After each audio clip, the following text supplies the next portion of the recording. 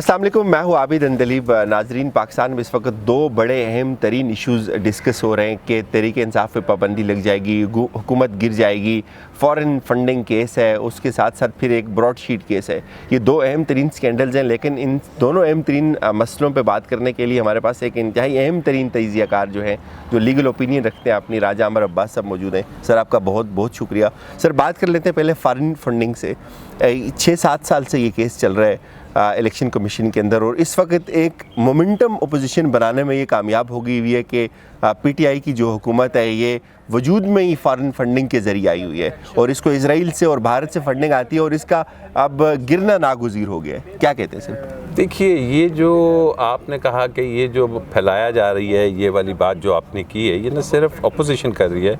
Unfortunately उससे ज़्यादा हमारा मीडिया इसको कर रहा है। और मीडिया पे मैं हैरान हूँ कि चंद एंकर्स को मैंने सुना और वो इस ओपिनियन पे थे कि अगर इलेक्शन कमीशन सही फ़ैसला करता है तो ये पीटीआई तो गई बैन हो गई। और मैं हैरान होता हूँ कि ये जिन्होंने कानून को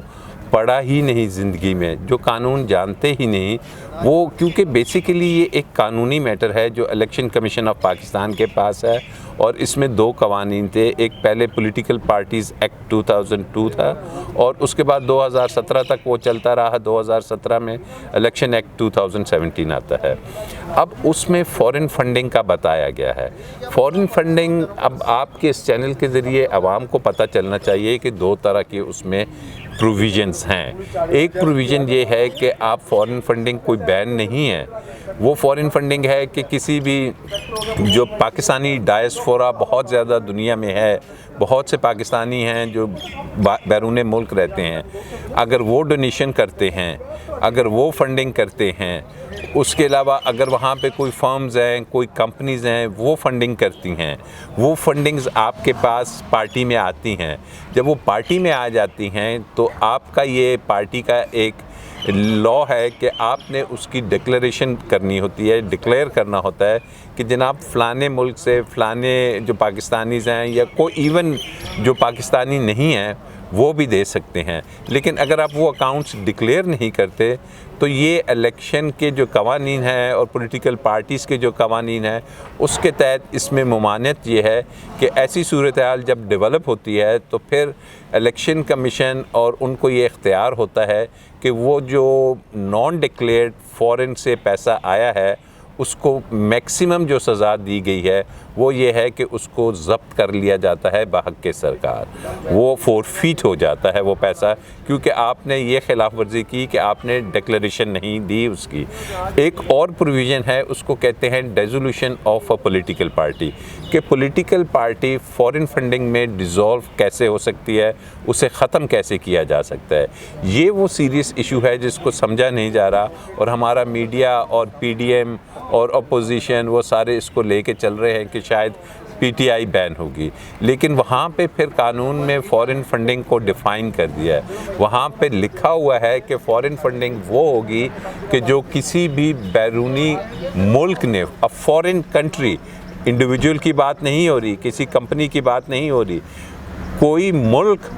अगर किसी पॉलिटिकल पार्टी को बनाने में या उसकी फ़ॉरेन फंडिंग करता है, या किसी मुल्क की कोई बड़ी सियासी पार्टी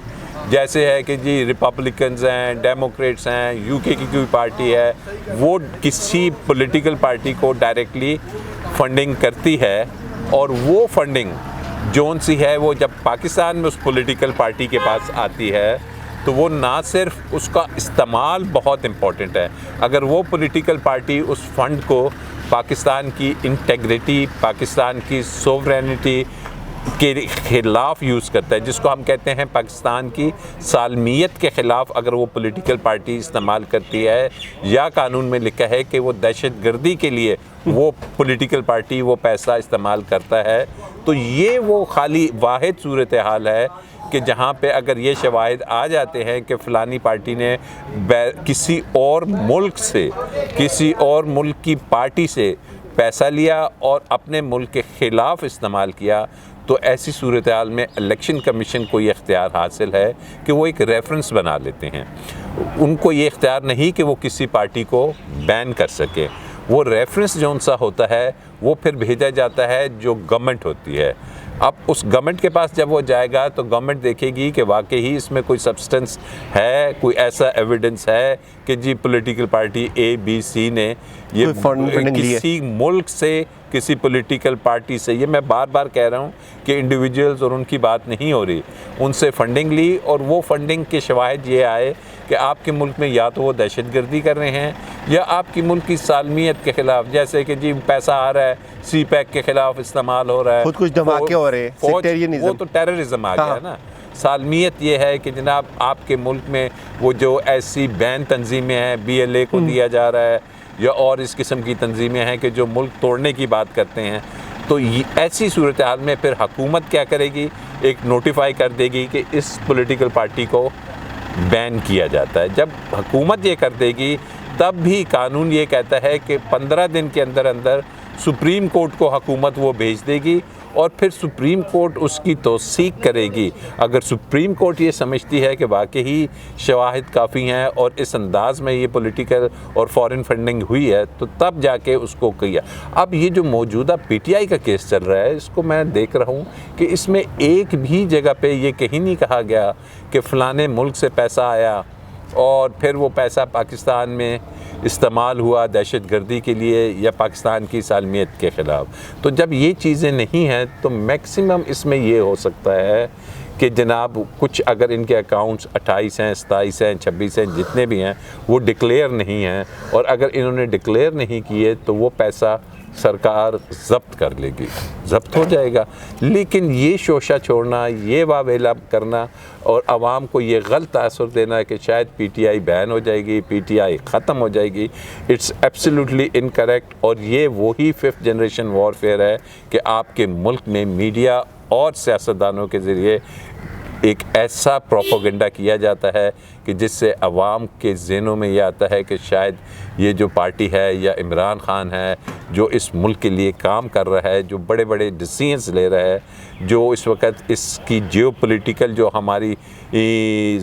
पोजीशन है उसमें हम एक स्टांस ले रहे हैं, डेवलप कर रहे हैं, इसराइल का इशू चल रहा है, फिर हम कश्मीर का इशू है, फिर हम एक रीजनल इकनॉमिक पावर बनने की तरफ अपना सफ़र शुरू कर चुके हैं, जो मैं समझता हूँ अनकरीब हम ना सिर्फ एक जिसको कहते हैं एटॉमिक पावर होंगे, हम एक इकनॉमिक पावर भी होंगे। तो इन चीज़ों को सबोटाज करने के लिए ये शोशा छोड़ा गया है और ये छोड़ा PDM को देखें, उसने छोड़ा। कल इलेक्शन कमीशन के बाहर वो लोग एहतजाज कर रहे थे,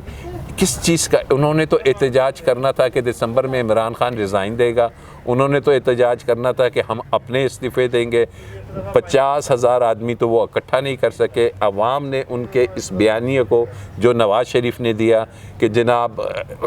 पाकिस्तानी फ़ौज के सिपहसालार का नाम लेके, DGI का नाम लेके वो चले, या महमूद ख़ान या फजल रहमान जिस अंदाज़ में बातें कर रहा है अदारों के ख़िलाफ़, तो अवाम ने उसे यकसर रद्द कर दिया है। तो अब अपनी खिफ़त मिटाने के लिए, अपनी एम्बैरसमेंट ख़त्म करने के लिए इस किस्म के काम कर रहे हैं। अदरवाइज़ मैं being a law student 100% sure हूँ कि किसी भी एंगल से PTI को बैन नहीं किया जा सकता। इमरान खान की गवर्नमेंट का पे इसका कोई फ़र्क नहीं पड़ेगा, कुछ भी नहीं होगा। यही वो वजह है कि कल इमरान खान ने कहा भी कि जी इसके आ जाओ, कैमरे लगाओ और इनको बिठा के और ये ओपन